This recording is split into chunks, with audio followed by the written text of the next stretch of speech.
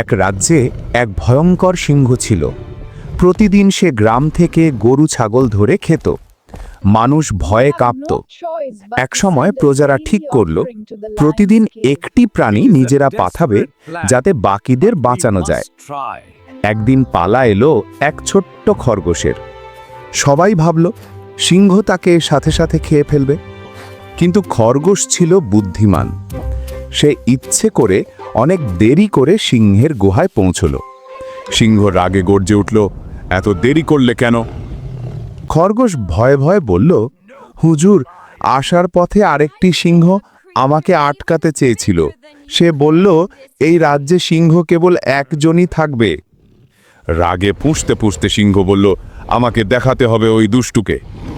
খরগোশ তাকে নিয়ে গেল জঙ্গলের বড় কুয়ার ধারে।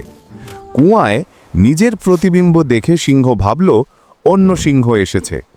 সে তেড়ে লাফ দিল আর পানিতে ডুবে গেল। রাজ্য বাঁচল আর খরগোশ হলো নায়ক। শিক্ষা: বুদ্ধি আর সাহস দিয়ে বড় শক্তিকেও হারানো যায়। Yes, a hero